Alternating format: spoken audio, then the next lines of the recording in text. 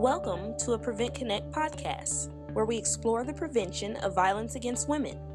This is a project of the California Coalition Against Sexual Assault. Hi everyone, this is Meghna Bhatt from Prevent Connect. I'm so excited to be here today in Chicago with Linda Sandman and Jessica Silber and Jajan Park. We are excited to talk about the intersectionality of disability and sexual violence prevention. And I would let my speakers introduce themselves. Anybody can start. I'm Jessica Silver. I am the co-chair of Illinois Imagines. I also am the director of Home-Based and Intake for UCP Seguin of Greater Chicago. Hi, I'm Linda Sandman, and I am an associate director with Blue Tower Solutions, as well as a clinical assistant professor here at UIC in the Department of Disability and Human Development. And I am a member of the Illinois Imagines State Planning Team and Public Policy Committee, and Illinois Imagines Chicago. Thank you. Hi, and my name is Jajan Park. I am the co-chair of the Illinois Imagines Chicago team. Also identify as someone with a person with a disability or a self-advocate, and I've been working involved in gender-based violence work for 20 some odd years now. Thank you. How are you all doing? Good. Good. Okay, great. So please tell us a little bit about Illinois Imagines and how it originated. Sure, I'll take that. Okay. So Illinois Imagines project began in 2006 with a grant from the Office of Violence Against Women through the U.S. Department of Justice. And the vision of the project coming from the Office of Violence Against Women states that it's for all women with disabilities to be guaranteed an environment free from sexual violence, where they're empowered to speak and act for themselves. Survivors of sexual violence would be assured a proactive, individualized, compassionate response to their experience. As the project has unfolded over the years, we have worked to really include all people with disabilities, not just women, because the problem or issue of sexual violence certainly addresses male-identified as well as trans individuals. Okay, thank you. So, please share with us about how your organizations, and especially the collaborative work with the Illinois Imagines, is shifting the culture for people with disabilities to make it a safer, inclusive, and accommodating space. I can take that one. Sure.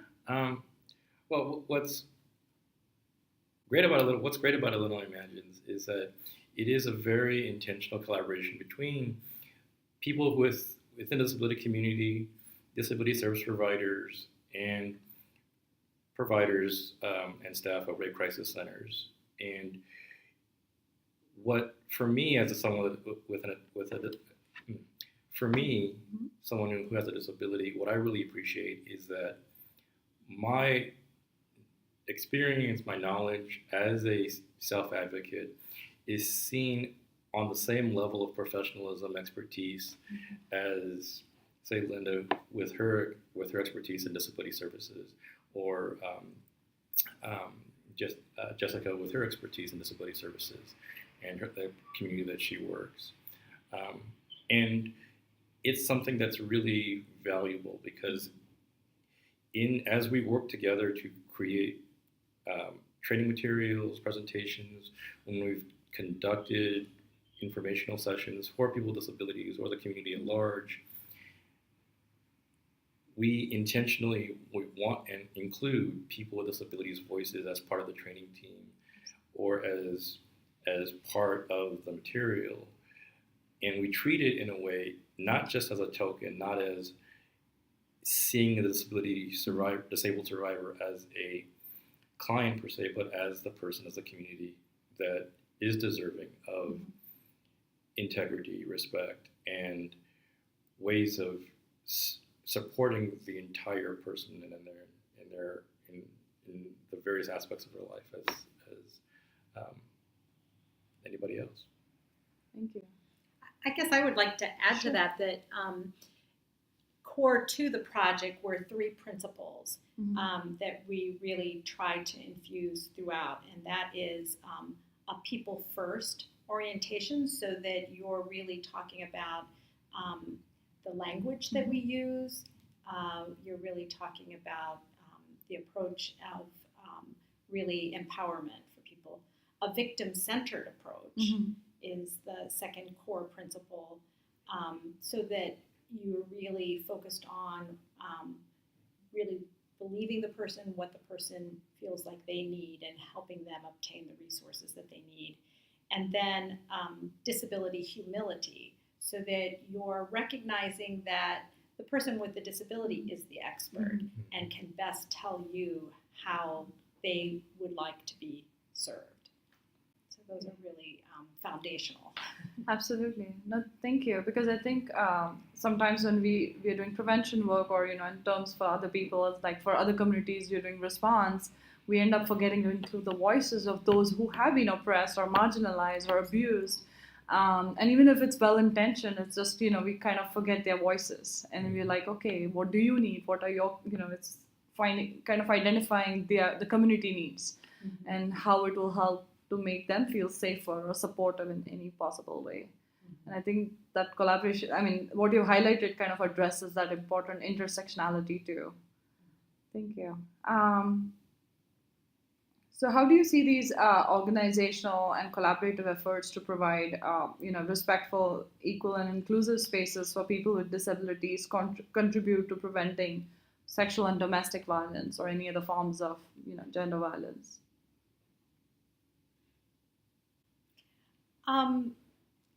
I think that when you take those kind of core principles that we talked about, what has happened with Illinois Imagines is from the state planning team through the local collaborative teams, like the Illinois Imagines Chicago is a local collaborative team. You see self-advocate representation and participation through all levels of that. And you also see the idea of disability defined broadly, so that it's not just people with intellectual disabilities, but it's people with physical disabilities, people who may be blind or hearing impaired, people who have mental illness, what sometimes we would even refer to as like invisible disabilities. It's not anything that people have to prove their diagnosis to participate, right? So the idea is to really create that space where people feel that they can participate, and the conversation can happen in an open and safe way for people to really become more educated and to become more empowered, and to improve the service delivery system so that the response to sexual violence is really more accessible for people. Yeah, thank you. I know this question wasn't done. We can edit this part, but I know in your work, like, do you see any possibilities, or do you have any like vision, or what do you recommend in terms of, prevention? Because I know you work towards like intake services and response, right? So like when you work with survivors, that's when like, oh wait, these were the risk factors. We could have avoided, this happening, or them being abused at the first. From the from the first time, kind of thing. Well, the whole story of what you did. Yeah, I think that there's how I got involved in Illinois Imagines comes from the basis of I was working as a case manager for an individual who had an intellectual disability, and she was sexually assaulted in the community. And it was my first time dealing with this situation, and no one had any resources for me. And so I ended up going to a training that was held by Illinois Imagines, and I really liked it. So our organization developed a sexuality committee, where not only do we focus on sexual assault prevention, education, as well as we now have a sexual assault response policy to help people. But from there, we also looked at accessing relationships for people, because everyone wants to have some form of relationship. So yes, I think based on your work and your the kind of what you've discussed right now, I think it's important, because when you look at like the whole spectrum of violence prevention in general, like the whole socio-ecological model, it's like healthy relationships, talking about conflict, talking about sexuality, sex and relationships is so critical in, especially in teenage, for example, among teenage and youth relationships, right? But we don't, many times it happens that we often overlook that. And especially when we are talking with individuals with disabilities, we forget to include their voices and see how that can, we can use that as a protective factor to make them feel safer, healthier. You know what I mean? Like have healthier relationships. So I think talking about sexuality and those conversations are important. And even if it sounds challenging or if it sounds like a long term, because it cannot happen overnight. It's a matter of like shifting the culture slowly and gradually, taking one step at a time. And I think in our case, I've seen a lot of individuals who were in special education services and they were passed over for sexual education in school. Oh. So they're entering adulthood not knowing what different feelings are and how to respond to different things and what's okay, what's not okay. So I think that, developing that for us adult disability providers has been very important to our participants. I think that's so true. And sometimes they even lack the language to describe what's happening in their bodies and or what activities they may want to engage in. Absolutely. And nowadays, I think people with disabilities are more often being included in sexuality education courses, but it's just the general ed sexuality education courses, and they're not made accessible. And so many times, again, they're being left out because the materials aren't adapted in a way that they can really understand and use the materials. Definitely. And I think like conversations even about consent, right? That itself is a huge challenge. Privacy, yes. Like, because even to acknowledge that they may be like abused in some way, that itself has multiple layers of challenges and hurdles, to kind of acknowledge and know that. And I think also acknowledging what is safe sexual behavior and what's not. There's a huge thing in the, at least intellectual disability field, where a lot of times someone will express something sexually and it'll be seen as a negative behavior. And so then people are tracking it, they're putting in replacements, but it's something that's normal for a normal adult. Or it might be not be, general populational, but it's safe sexual behavior. Absolutely. And that's okay. Thank you for listening to this Prevent Connect podcast. Prevent Connect is a project of the California Coalition Against Sexual Assault, with funding from the Centers for Disease Control and Prevention. The views presented on Prevent Connect are not necessarily the views of the United States government, the CDC, or CalCASA. To learn more about Prevent Connect, visit www.preventconnect.org. For more information about CalCASA's mission, or to show your support, visit calcasa.org. That's CalCasa.org.